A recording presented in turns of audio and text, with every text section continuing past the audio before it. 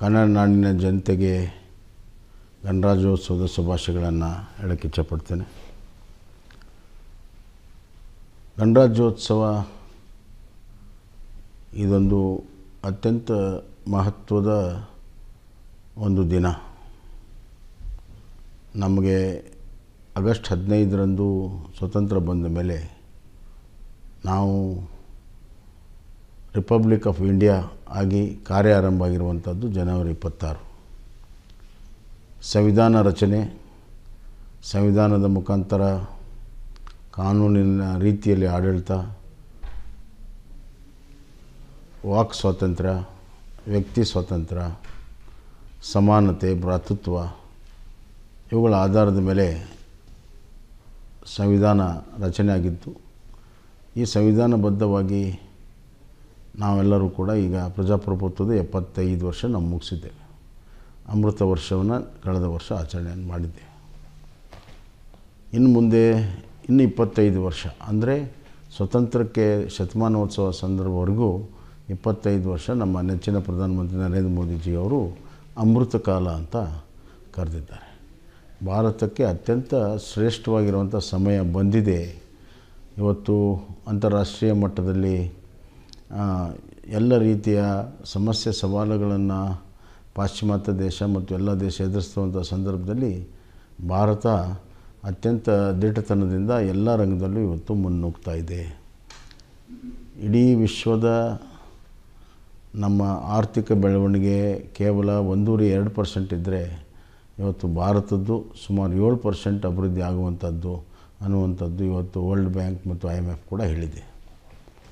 ಇದಕ್ಕೆ ಕಾರಣ ನಮ್ಮ ಸಂಸ್ಕೃತಿ, ನಮ್ಮ ಸಂಸ್ಕಾರ ಮತ್ತು ಇಂದಿನ ಆಡಳಿತ ಮಾಡ್ತಿರುವಂಥ ಕಳೆದ 8 ವರ್ಷ ನಮ್ಮ ನೆಚ್ಚಿನ ಪ್ರಧಾನಮಂತ್ರಿ ನರೇಂದ್ರ ಮೋದಿಜಿಯವರ ದೂರದೃಷ್ಟಿ, ಭಾರತವನ್ನು ಸಶಕ್ತ ಆಂತರಿಕವಾಗಿ ಬಾಹ್ಯವಾಗಿ ಮಾಡೋದಕ್ಕೆ ತೆಗೆದುಕೊಂಡಿರುವಂಥ ಕ್ರಮಗಳು ಮತ್ತು ಜನಪರವಾಗಿರುವಂಥ ಕಾರ್ಯಕ್ರಮಗಳು. ಅದೇ ಮಾದರಿಯಲ್ಲಿ ಕರ್ನಾಟಕ ಸರ್ಕಾರವು ಕೂಡ ಜನಪರವಾಗಿರುವಂಥ ಕಾರ್ಯಕ್ರಮಗಳು ಮಾಡೋ ಮುಖಾಂತರ ಮತ್ತು ಕರ್ನಾಟಕದ ಅಭಿವೃದ್ಧಿಯನ್ನು ಭಾರತದ ಅಭಿವೃದ್ಧಿಗೆ ನಾವು ಹೋಲಿಸುವ ರೀತಿಯಲ್ಲಿ ಇವತ್ತು ನಿರಂತರವಾಗಿ ಮಾಡ್ಕೊಂಡು ಬಂದಿದ್ದೇವೆ. ಕೋವಿಡ್ ಸಂದರ್ಭದಲ್ಲಿ, ಕೋವಿಡ್ ನಂತರವೂ ಕೂಡ ನಮ್ಮ ಕರ್ನಾಟಕದ ಅಭಿವೃದ್ಧಿ ಭಾರತದ ಎವರೇಜ್ ಅಭಿವೃದ್ಧಿಗಿಂತ ಹೆಚ್ಚಿರುವಂಥದ್ದು ಗಮನಾರ್ಹ. ಆರ್ಥಿಕವಾಗಿ, ಸಾಮಾಜಿಕವಾಗಿ, ಶೈಕ್ಷಣಿಕವಾಗಿ ಮೂಲಭೂತ ಸೌಕರ್ಯ ಕೊಡುವುದರಿಂದ ಪ್ರಾರಂಭವಾಗಿ ಅತ್ಯಂತ ದುರ್ಬಲ ವರ್ಗ ಮತ್ತು ಆರ್ಥಿಕವಾಗಿ ಹಿನ್ನಡೆ ಇರುವಂಥ ವರ್ಗ, ದೀನ ದಲಿತರು, ಹಿಂದುಳಿದ ವರ್ಗದವ್ರಿಗೆ ವಿಶೇಷವಾಗಿರುವಂಥ ಕಾರ್ಯಕ್ರಮವನ್ನು ಮಾಡಿ ಇದು ಮುಖ್ಯವಾಹಿನಿಗೆ ಅವರೆಲ್ಲರೂ ಕೂಡ ಬರಬೇಕು, ಸ್ವಾವಲಂಬನೆ ಸ್ವಾಭಿಮಾನದ ಬದುಕನ್ನು ಮಾಡಬೇಕು ಅನ್ನುವಂಥದ್ದು ಇವತ್ತು ನಾವೆಲ್ಲ ಕಾರ್ಯಕ್ರಮವನ್ನು ರೂಪಿಸಿದ್ದೇವೆ. ನಮ್ಮ ಪ್ರಧಾನಮಂತ್ರಿಗಳು ಇವತ್ತು ಹಲವಾರು ಕಾರ್ಯಕ್ರಮವನ್ನು ಕೊಟ್ಟಿದ್ದಾರೆ. ನಮ್ಮ ಭಾರತ ಸರ್ಕಾರದ ಕಿಸಾನ್ ಸನ್ಮಾನ್ ಯೋಜನೆ, ರೈತರಿಗೆ ಸಹಾಯ ಆಗುವಂಥ ಪ್ರಮುಖವಾಗಿರುವಂಥ ಈ ಯೋಜನೆಗೆ ಇವತ್ತು 6,000 ರೂಪಾಯಿಗೆ 4,000 ರೂಪಾಯಿಯನ್ನು ಜೋಡಿಸಿ ನಮ್ಮ ರೈತ ಬಾಂಧವರಿಗೆ ನಾವೀಗಾಗಲೇ ಕೊಡ್ತಾ ಇದ್ದೇವೆ. ಅದರ ಜೊತೆಗೆ ಈ ಬಾರಿ ರೈತ ವಿದ್ಯಾರ್ಥಿ ನಿಧಿಯನ್ನು ನಾವು ಸ್ಥಾಪನೆ ಮಾಡಿದ್ದೇವೆ. ರೈತರ ಮಕ್ಕಳಿಗೂ ಕೂಡ ವಿದ್ಯಾಭ್ಯಾಸಕ್ಕಾಗಿ ನಾವು ಯೋಜನೆಯನ್ನು ರೂಪಿಸಿದ್ದೇವೆ. ಈಗಾಗಲೇ ಸುಮಾರು 11 ಲಕ್ಷಕ್ಕಿಂತ ಹೆಚ್ಚು ರೈತ ಮಕ್ಕಳು ಇದರ ಲಾಭವನ್ನು ಪಡೆದಿದ್ದಾರೆ. 438 ಕೋಟಿಗಿಂತ ಹೆಚ್ಚು ಅನುದಾನ ಈಗಾಗಲೇ ಬಿಡುಗಡೆ ಆಗಿದೆ. ಇದನ್ನು ವಿಸ್ತರಿಸುತ್ತಾ ರೈತ ಕೂಲಿಕಾರರಿಗೆ, ಮೀನುಗಾರರಿಗೆ ಮತ್ತು ನೇಕಾರರಿಗೆ, ಟ್ಯಾಕ್ಸಿ ಡ್ರೈವರ್ಸ್ಗೆ, ಆಟೋ ರಿಕ್ಷಾ ಡ್ರೈವರ್ಸ್ಗೆ ಮತ್ತು ಇತರ ಕರಕುಶಲ ಮಾಡೋರಿಗೆ ಇವತ್ತು ನಾವು ವಿಸ್ತರಣೆಯನ್ನು ಕೂಡ ನಾವು ಮಾಡಿದ್ದೇವೆ. ಇದರ ತಾತ್ಪರ್ಯ ಇಷ್ಟೇ: ಬಡತನ ಮತ್ತು ಹಿಂದುಳಿಕೆ ಇವು ಮಕ್ಕಳ ಶಿಕ್ಷಣಕ್ಕೆ ಅಡ್ಡಿ ಆಗಬಾರ್ದು. ಇವುಗಳನ್ನು ಮೀರಿ ದಾಟಿ ಅವರು ಶಿಕ್ಷಣವನ್ನು ಪಡಿಬೇಕು ಮತ್ತು ಬೇರೆ ಬೇರೆ ರಂಗದಲ್ಲಿ ಮುಂದೆ ಬರಬೇಕು ಅಂದಾಗ ಸಾಮಾಜಿಕ ಪರಿವರ್ತನೆ ಆಗೋಕ್ಕೆ ಸಾಧ್ಯ ಇದೆ. ಆ ಸಾಮಾಜಿಕ ಪರಿವರ್ತನೆಯ ಹಿನ್ನೆಲೆಯಲ್ಲಿ ಇವತ್ತು ಈ ಕಾರ್ಯಕ್ರಮ ಮಾಡಿದ್ದೇವೆ. ಇದಕ್ಕೆಲ್ಲ ಪ್ರೇರಣೆ ನಮ್ಮ ನೆಚ್ಚಿನ ಪ್ರಧಾನಮಂತ್ರಿ ನರೇಂದ್ರ ಮೋದಿಜಿಯವರು. ಅವರೊಬ್ಬ ಸಾಮಾಜಿಕ ಪರಿವರ್ತಕನಾಗಿ ಇವತ್ತು ಕೆಲಸವನ್ನು ಅವ್ರು ಮಾಡ್ತಾಯಿದ್ದಾರೆ. ವಿಶ್ವಮಾನ್ಯ ನಾಯಕರಾಗಿ ಇವತ್ತು ಕೆಲಸವನ್ನು ಮಾಡ್ತಾಯಿದ್ದಾರೆ. ಇಂಥ ಒಂದು ಸಂದರ್ಭದಲ್ಲಿ ನಾವು ಶಿಕ್ಷಣಕ್ಕೆ ಒತ್ತು ಕೊಡುವಂಥದ್ದು ಅವಶ್ಯಕತೆ ಇದೆ, ಅನಿವಾರ್ಯತೆ ಇದೆ. 8,000 ಶಾಲಾ ಕೊಠಡಿಗಳನ್ನು ನಾವು ಈ ವರ್ಷ ಕಟ್ಟಿದ್ದೇವೆ. 100 ಹೊಸ ಆಸ್ಪತ್ರೆ ಮೇಲ್ದರ್ಜೆಗೇರಿಸಿದ್ದೇವೆ.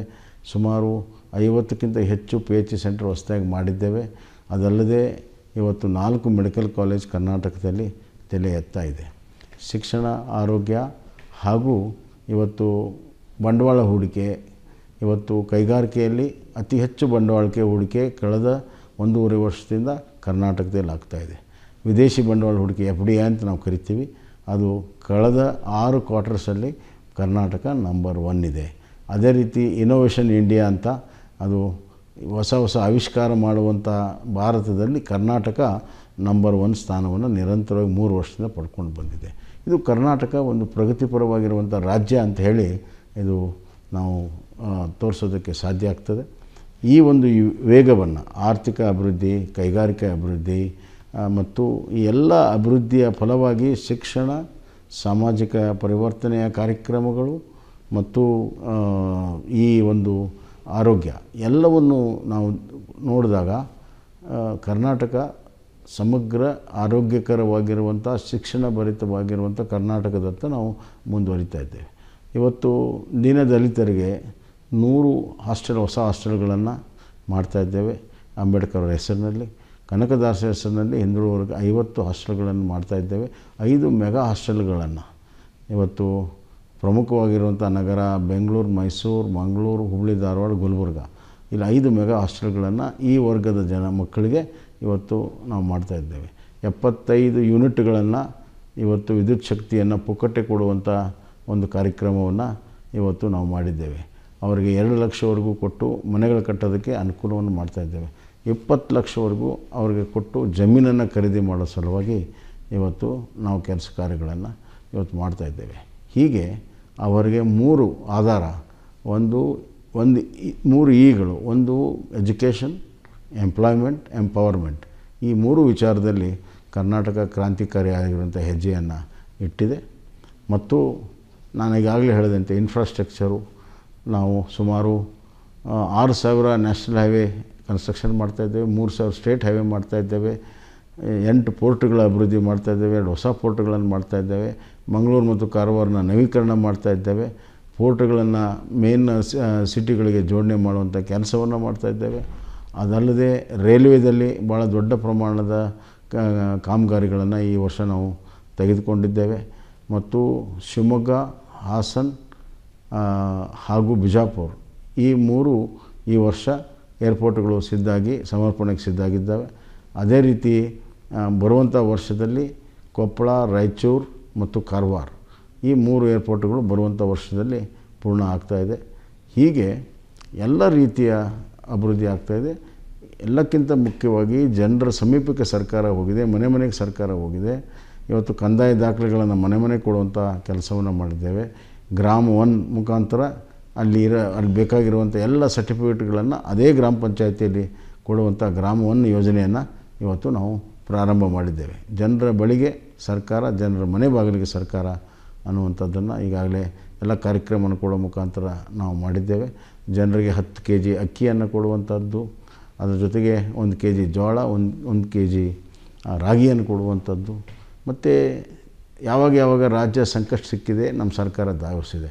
ಅದು ಪ್ರವಾಹ ಪೀಡಿತ ಸಂದರ್ಭದಲ್ಲಿ ಇವತ್ತು ಎಲ್ಲ ರೈತರಿಗೆ ಕೇಂದ್ರದ ಜೊತೆಗೆ ರಾಜ್ಯ ಸರ್ಕಾರದ ಅನುದಾನವನ್ನು ಸೇರಿಸಿ 2 ಪಟ್ಟು ಪರಿಹಾರವನ್ನು ಕೊಡುವ ಮುಖಾಂತರ, ಅದೇ ರೀತಿ ನಮ್ಮ ಹಸು ಕರುಗಳಿಗೆ ಬೇನೆ ಬಂದಾಗ ಧಾವಿಸಿರುವಂಥದ್ದು, ಬೆಳೆಗಳ ನಷ್ಟ ಆದಾಗ ಧಾವಿಸಿರುವಂಥದ್ದು, ಅದು ತೊಗರಿ ಇರ್ಬೋದು, ತೆಂಗಿರ್ಬೋದು, ಭತ್ತ ಇರ್ಬೋದು, ಯಾವಾಗ ರೈತರ ಸಂಕಷ್ಟದಲ್ಲಿ ಧಾವಿಸಿರುವಂಥ ನೀವೆಲ್ಲನೂ ನೋಡ್ತಾ ಇದ್ದೀರಿ. ಅಲ್ಲದೆ ಆನೆಗಳ ಹಾವಳಿ ಇದ್ದಾಗ ನಾವು ಧಾವಿಸಿ ಅವ್ರ ಜನರಿಗೆ ಸಹಾಯ ಮಾಡುವಂಥದ್ದು, ಮತ್ತು ಚಿರತೆ ದಾಳಿ ಆದಾಗಲೂ ಕೂಡ ನಮ್ಮ ಸರ್ಕಾರ ಸ್ಪಂದನೆ ಮಾಡ್ತಾಯಿದೆ. ಹೀಗೆ ಸಂಕಷ್ಟದಲ್ಲಿ ಸಹಾಯ ಮಾಡುವಂಥ ಒಂದು ಸರ್ಕಾರ, ದೀನದಲಿತರಿಗೆ ನ್ಯಾಯವನ್ನು ಕೊಡುವಂಥ, ಸಾಮಾಜಿಕ ಸ್ಥಾನವನ್ನು ಕೊಡುವಂಥ ಒಂದು ಸರ್ಕಾರ, ಆರ್ಥಿಕ ಅಭಿವೃದ್ಧಿಯನ್ನು ಮಾಡುವಂಥ ಸರ್ಕಾರ, ಶಿಕ್ಷಣ ಮತ್ತು ಆರೋಗ್ಯಕ್ಕೆ ಒತ್ತು ಕೊಟ್ಟಿರುವಂಥ ಸರ್ಕಾರ. ಇದು ಸಮಗ್ರವನ್ನು ನೋಡಿದಾಗ ಇವತ್ತು $5 ಟ್ರಿಲಿಯನ್ ಅಂತ ನಮ್ಮ ಪ್ರಧಾನಮಂತ್ರಿಗಳು ಏನು ಹೇಳಿದ್ದಾರೆ, ಅದರಲ್ಲಿ $1 ಟ್ರಿಲಿಯನ್ ನಮ್ಮ ಕರ್ನಾಟಕದಿಂದ ಆಗಬೇಕನ್ನೋದಕ್ಕಾಗಿ ಈಗಾಗಲೇ ನಾವು ತೆಗೆದುಕೊಂಡಂಥ ಕ್ರಮಗಳನ್ನು ನೋಡಿದಾಗ ಇದೊಂದು ನವ ಭಾರತಕ್ಕಾಗಿ ನವ ಕರ್ನಾಟಕ ನಿರ್ಮಾಣ ನಾವು ಮಾಡ್ತಾಯಿದ್ದೇವೆ. ಗಣರಾಜ್ಯೋತ್ಸವದಂದು ಮತ್ತೊಮ್ಮೆ ನಾವು ಸಂಕಲ್ಪ ಮಾಡೋಣ. ಬರುವಂಥ ಅಮೃತ ಕಾಲದಲ್ಲಿ ನಮ್ಮಷ್ಟಕ್ಕೆ ನಾವೇ ದೇಶಕ್ಕೆ ಸಮರ್ಪಣೆಯನ್ನು ಮಾಡೋಣ. ರಾಜ್ಯದ ಅಭಿವೃದ್ಧಿಗೆ ನಮ್ಮ ಬದ್ಧತೆಯನ್ನು ತೋರಿ ಆ ಸಂಕಲ್ಪದೊಂದಿಗೆ ಸಿದ್ಧಿಯನ್ನು ಮಾಡಿ ನಾವು ಜನಪರವಾಗಿರುವಂಥ ಕೆಲಸವನ್ನು ನಾವೆಲ್ಲರೂ ಸೇರಿ ಮಾಡೋಣ. ಸರ್ಕಾರ, ಸಮಾಜ, ಜನ ಎಲ್ಲರೂ ಸೇರಿ ಮಾಡೋಣ. ಕನ್ನಡದ ಒಂದು ಬಾವುಟವನ್ನು ಎತ್ತಿ ಹಿಡಿಯೋಣ ಅಂತ ನಾನು ಈ ಸಂದರ್ಭದಲ್ಲಿ ಹೇಳಿ ನಿಮ್ಮೆಲ್ಲರಿಗೂ ವಂದಿಸ್ತೇನೆ. ಭಾರತ್ ಮಾತಾ ಕಿ ಜೈ.